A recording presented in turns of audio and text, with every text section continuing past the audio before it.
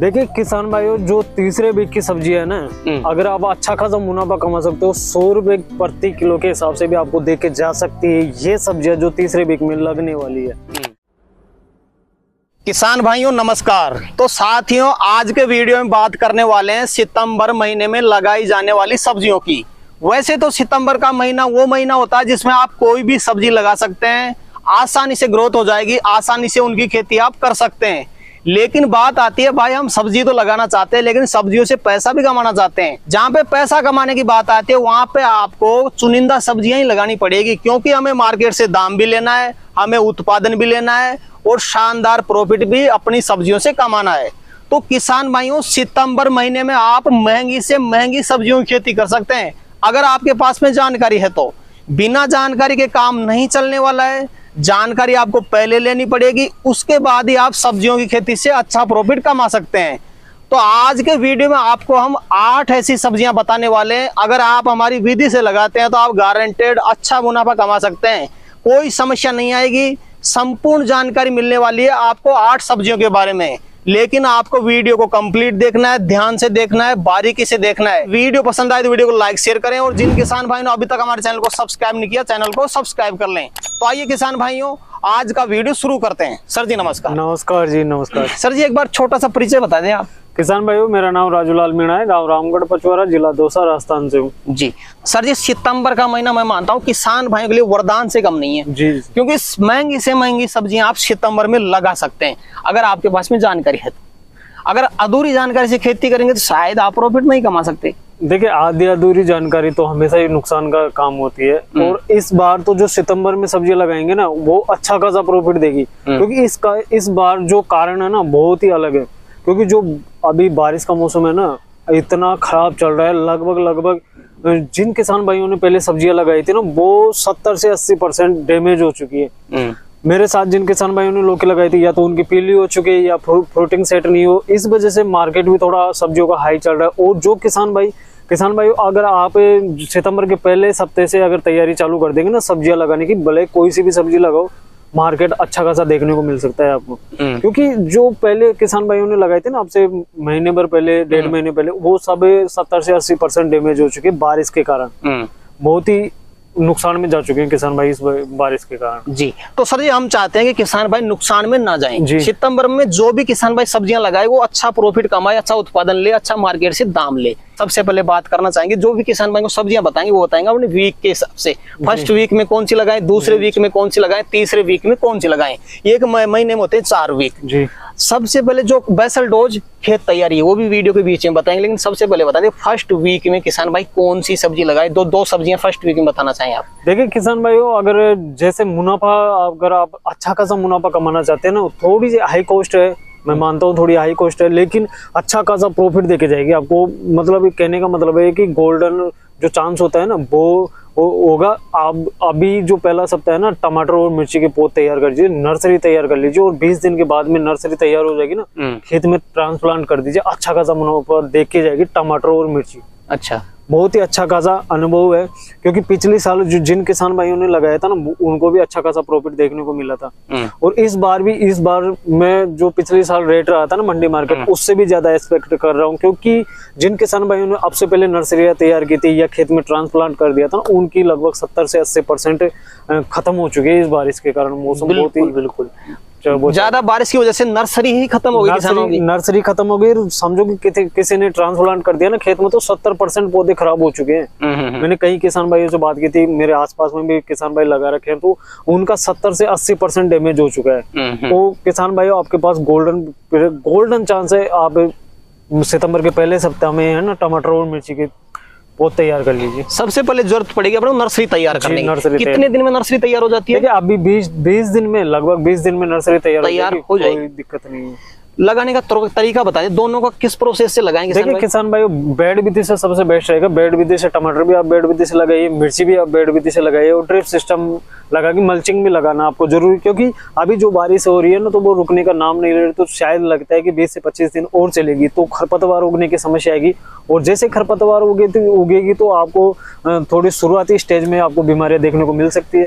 तो इस वजह से आप बेड विधि से लगाइए, सबसे बेस्ट तरीका है जी। उत्पादन मिलने में कितना टाइम लग जाता है मिर्ची और टमाटर में? देखिए मिर्ची में थोड़ा टाइम लग सकता है, टमाटर में शायद ये है कि आपके 2 महीने के आसपास में चालू हो जाएगा। मिर्ची का 3 महीना मान सकते हैं? देखिए मिर्ची में थोड़ा 3 महीना इस वजह से मान सकते हैं क्योंकि एक तो नर्सरी तैयार होगी, फिर खेत में आप अगर ट्रांसप्लांट करते तो 10 से 12 दिन वो उधर जो जड़ें होती है उनके विकास में वो थोड़ी चलने में थोड़ा 10 से 12 दिन ले लेगी। तो इस वजह से उसमें 2 से 2.5 महीने 2 महीने के आसपास में हार्वेस्टिंग होना स्टार्ट हो जाएगी जी। तो पहले वीक की बात हो गई टमाटर मिर्ची जी।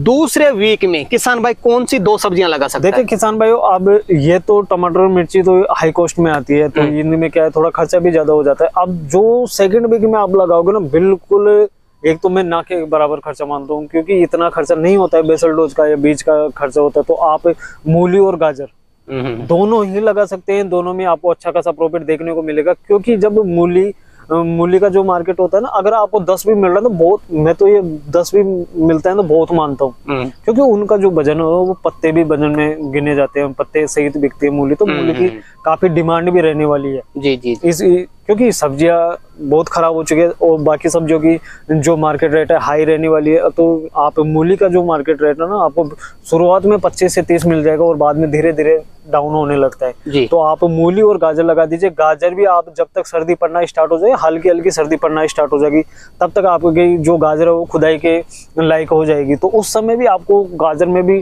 काफी अच्छा बूम देखने को मिलेगा, काफी अच्छा प्रॉफिट मंडी मार्केट भी अच्छा खासा देखने को मिलेगा। तो आप किसान भाई उस सितंबर के सेकेंड वीक में है ना, आप मूली और गाजर की खेती कर सकते हैं, बहुत ही अच्छा खासा मुनाफा देखने को मिलेगा जी। दोनों ही सब्जी एक जैसी है, एक जैसे से। लगाने का तरीका क्या रहना चाहिए? देखिए किसान भाइयों, आप इसको वैसे तो बेड विधि से भी लगा सकते हो, लेकिन बेड विधि से इन दोनों को लगाने में नुकसान ये होगा कि जो अपना उत्पादन होगा ना वो कम होगा। तो आप इसको जैसे छिटक कर भी बो सकते हो, परंपरागत तरीके से भी आप बो सकते हो। तो इनकी जो अब हम बोते हैं ना, तो इनका जो खेत की तैयारी होती है उनमें क्या है कि गहरी जुताई करवाना आवश्यक होता है।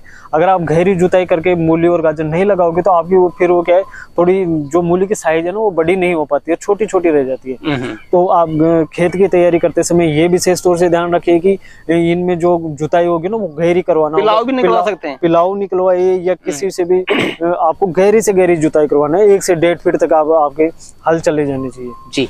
करीब कितने दिन में तैयार हो जाता है हार्वेस्टिंग के लिए? देखिए हार्वेस्टिंग के लिए गाजर और मूली में ज्यादा समय नहीं लगता है, ये आपको 60 से 65 दिन में तैयार हो जाएगी जी।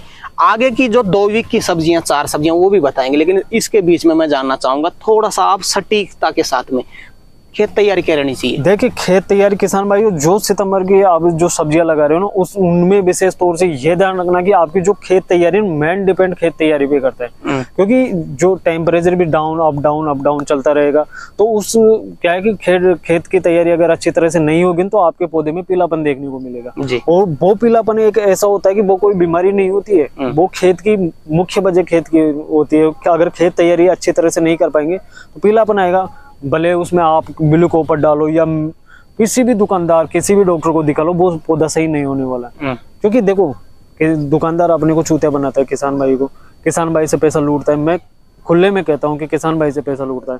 अगर आप किसान भाई को खेत तैयारी अच्छी तरह से कर लोगे ना, खेत की तैयारी आपको इतनी जबरदस्त करनी है, भले आप 2 बार कल्टीवेटर निकलवाइए या रूटोवेटर निकलवाइए, प्लाव निकलवाइए, लेकिन खेत की जो तैयारी होगी ना, अभी बारिश के मौसम में धूप नहीं निकल रही है, आपको मालूम होगा धूप नहीं निकल रही है। इस वजह से खेत में जो नमी है ना लगातार बरकरार बनी हुई है, तो खेत की तैयारी अच्छी तरह से नहीं हो पाती है। जैसे ही धूप निकले, जैसे आप मिट्टी को भुरभुरी करने की कोशिश कीजिए, धूप निकले तो आप फिर से रूटावेटर निकलवा दीजिए या जोत निकलवा दीजिए, कल्टीवेटर निकलवा दीजिए, कुछ भी करके खेत की तैयारी मेन इंपॉर्टेंट है जी। बेसल डोज भी बता दें, क्या परफेक्ट बेसल डोज रहना चाहिए? देखिए किसान भाई, अभी के टाइम का जो बेसल डोज है ना वो थोड़ा डिफरेंट होने वाला है। डिफरेंट तो क्या, जैसे उसमें डीएपी लगेगा, प्रति एकड़ के हिसाब से बताऊं तो डीएपी 1 बैग के आसपास ले लीजिए। आप सिंगल सुपर फास्फेट जरूर से जरूर यूज किया कीजिए, 1 बैग सिंगल सुपर फास्फेट ले लीजिए। उसके साथ साथ आपको जड़ों के विकास, देखो अभी भी जो जिन किसान भाई ने लौकी में कार्बोफ्रान नहीं डाली थी ना, उनकी लौकी पीलापन आ चुका है, खत्म होने की कगार पे। तो आप कार्बोफ्रान का जरूर से जरूर यूज कीजिए, और उसके साथ साथ आपको रिजेंट का भी यूज करना है। कितना लेना है? 10 किलो, आप 10 किलो कार्बोफ्रान लीजिए, 10 किलो रिजेंट लीजिए प्रति एकड़ के हिसाब से। बिल्कुल। और उसके साथ साथ आपको क्या करना है कि ब्लू कॉपर आपको जरूर से जरूर यूज करना है बेसल डोज में। ब्लू कॉपर 250 ग्राम ले लीजिए और उसके साथ साथ आपको बोरोन का भी आपको इस्तेमाल इस बेसल डोज में ही करना है। ये मत सोचो कि ये बोरोन अभी बोरोन क्या काम करेगा, लेकिन आपको करना है क्योंकि अब जो मैं तरीका बता रहा हूँ, देखो अभी एक छोटी सी बात है कि मेरा जो ये लौकी का लगा हुआ है प्लांट, तो इसमें बिल्कुल भी आपको पीलापन देखने को नहीं मिलेगा जी। और जिन किसान भाइयों ने मेरी विधि से या अच्छी तरीके से नहीं लगाया उन किसान भाइयों को पीलापन आ चुका है और माल फ्रूटिंग सेट नहीं हो रहे, डैमेज हो रहा है। और इसी कारण से हो रहा है कि किसान भाई मैं आपको हर वीडियो में बोलता हूँ, हर समय आपको बताता रहता हूँ, छोटी छोटी जानकारियां देता रहता हूँ, तो आप उनको फॉलो करके आप अच्छा खासा मुनाफा कमा सकते हैं। जी बिल्कुल सर। तो आप बेसल डोज में ये जरूर से जरूर यूज कीजिए। गोबर का खाद भी डालना पड़ेगा? देख वो तो कंपलसरी है, उसके लिए कहने की जरूरत ही नहीं है। हाँ, तो किसान भाई भी जानते हैं उस चीज का। सर जी ये तो बात हो गई खेत तैयारी और बेसल डोज की। जी। अब मैं जानना चाहूंगा तीसरे वीक में किसान भाई कौन सी सब्जियां लगा सकते हैं? देखिए किसान भाइयों, जो तीसरे वीक की सब्जी है ना, अगर आप अच्छा खासा मुनाफा कमा सकते हो 100 रुपए प्रति किलो के हिसाब से भी आपको दे के जा सकती है ये सब्जियां जो तीसरे वीक में लगने वाली है। इनकी खेत तैयारी तो आपको जबरदस्त करनी है और जो ये लगाएंगे ना आप अच्छा खासा मुनाफा कमाएंगे, क्योंकि ये सबसे अगेती लगाएंगे। इनमें कोई पीलापन आपको आने नहीं दूंगा, जैसे मैं बता रहा हूँ वैसे वैसे करना पड़ेगा आपको। और दूसरी बात आपको यह है कि खर्चा कम है, एक तो खर्चा कम है और आपको डिमांड इनकी बहुत अच्छी खासी रहती है मार्केट में, तो अच्छा खासा मुनाफा देखने को मिलेगा। एक तो मटर का चुनाव कीजिए और दूसरा छप्पन टिंडा। जी ये दो सब्जियां एक ऐसी सब्जियां हैं इनकी मार्केट डिमांड भी अच्छी खासी रहेगी। दूसरी बात खर्चा कम आता है इनमें। और तीसरी बात जो पिछले साल भी मार्केट काफी अच्छा रहा था, छप्पन टिंडे का मार्केट भी काफी अच्छा रहा था और मटर का मार्केट भी काफी अच्छा रहा था। तो उम्मीद कर रहा हूँ कि अब तीसरे वीक में आप अगर मटर लगाओगे ना तो आपको 100 रुपए किलो तक मिलने का उम्मीद है मार्केट रेट। और जो टिंडा है छप्पन टिंडा तो आपको 17 से 100 तक भी मिल सकता है टिंडा, शुरुआती टिंडा। अच्छा। बस आपको उसमें थोड़ा सा विशेष तौर से सावधानियां बरतनी पड़ेगी। जो खेत की तैयारी बहुत अच्छी तरह से रखनी पड़ेगी, बेसल डोज है बहुत अच्छी तरह से रखना पड़ेगा, तो आपका पीलापन पौधे में छप्पन टिंडे में किसान भाई बोलते हैं ना कि ज्यादा आगे लगाएंगे वायरस आने का संकेत होता है। वायरस नहीं आने दूंगा मैं, जो सही बता रहा हूँ वो बिल्कुल आप परफेक्ट मेरी विधि से चलते रहिए, बिल्कुल वायरस नहीं आने दूंगा। मटर का जो पौधा है पीलापन की समस्या बहुत ज्यादा देखने को मिलती है अगेती मटर में, तो वो नहीं आने दूंगा। लगाने की विधि क्या रहनी चाहिए? देखिए किसान भाई छप्पन टिंडा तो आप नाली निकलवा के लगा सकते हैं। नाली निकलवाइए, फिर उसमें थोड़ी आप 1 से 1.5 फीट गबदाई भी करवा दीजिए, लेबर लगा के भी करवा सकते हैं या आप ट्रैक्टर से भी करवा सकते हैं। तो जब आप गबदाई करवाना शुरू करो ना तब उसमें गोबर की खाद और जो बेसल डोज मैंने बताया वो सारा सब कुछ उसमें डाल दीजिए। आपको यूरिया का प्रयोग अभी नहीं करना है, क्योंकि कई किसान भाई क्या करते हैं कि शुरुआत में यूरिया डाल देते हैं, ये सबसे बड़ी गलती होती है हमारी। यूरिया आपको अभी यूज नहीं करना है। यूरिया का यूज मैं आपको बाद में बता दूंगा कि यूरिया का यूज आपको कब करना है। जो मैंने अभी बेसल डोज बताया वो प्रॉपर बेसल डोज है, आप इसको डालिए और इसकी गबदाई करवा दीजिए, फिर उसके बाद में आप बीज लगा दीजिए डायरेक्ट, कोई परेशानी नहीं है। इसमें बीज से बीज की दूरी कितनी रखें? देखिए बीज से बीज की दूरी किसान भाई आप 1 फीट के आसपास रख सकते हैं, काफी रहेगा, अच्छा खासा। उत्पादन कब तक मिल जाता है छप्पन टिंडे का उत्पादन अगर आप मेरी विधि से लगाओगे ना तो आपको 45 दिन के आसपास में हार्वेस्टिंग फर्स्ट हार्वेस्टिंग चालू हो जाएगी। बात करते हैं मटर की। मटर किस विधि से लगाएंगे किसान भाई? देखिए मटर तो परंपरागत तरीके से लगा तो कोई दिक्कत नहीं है। आप मशीन से भी मटर का बीज उड़वा सकते हो या लेबर लगा के भी आप अच्छे खासे उसमें लगा सकते हो खेत में। लेबर से भी एक बीज रोपण आप कर सकते हैं आराम से, कोई दिक्कत नहीं जी। ये मटर ड्रिप विधि से होता है कि मेनी द्वारा होता है? देखिए मैं फव्वारा सिस्टम से लगाइए, ज्यादा पानी देने की आपको आवश्यकता नहीं। 3 से 4 पानी सारे पूरे मटर में 3 से 4 पानी लगता है, तो 3 से 4 पानी में मटर अच्छा खासा हो जाता है और आपको अच्छा खासा प्रॉफिट भी देखने को मिलता है। मटर की हार्वेस्टिंग कितने दिन बाद में चालू हो जाती है? देखिए किसान भाई मटर की हार्वेस्टिंग थोड़ा 2 महीने 65-70 दिन के आसपास में ले लेता है मटर पकने जी। तो सितंबर महीने के चौथे वीक में किसान भाई कौन सी 2 सब्जियां लगा सकते हैं? देखिए किसान भाई चौथे वीक में आप लहसुन लगाइए, उसके साथ साथ आप प्याज लगा लीजिए। अच्छा। लहसुन और प्याज भी अच्छा खासा प्रॉफिट देखने को मिलेगा। इस साल भी लहसुन का काफी अच्छा खासा मंडी मार्केट मिल रहा है और प्याज का भी अच्छा खासा इस समय पे मिल रहा है। जिस समय अपनी हार्वेस्टिंग हुई थी पिछले साल मैंने भी लगाया था, तो उस समय तो 10 से 15 रुपए किलो बिका था, लेकिन अभी 40 बिक रहा है प्याज। तो अच्छा खासा। और लहसुन का तो आपको किसान भाई ध्यान ही है कि लहसुन का मार्केट कितना हाई चल रहा है, मंडी डिमांड कितनी अच्छी खासी चल रही है। तो आप लहसुन और प्याज भी लगा लीजिए, दोनों ड्रिप से लगा लीजिए, बेड विधि से लगाइए, अच्छा खासा प्रॉफिट देखने को मिलेगा। जी। कितने दिन में फसल तैयार हो जाती है दोनों की? देखिए इनमें थोड़ा टाइम आपको ज्यादा लग सकता है। अगर प्याज को आप कच्चा सेल करना चाहते हो तो आप 45 दिन के आसपास में कच्चा सेल कर सकते हो।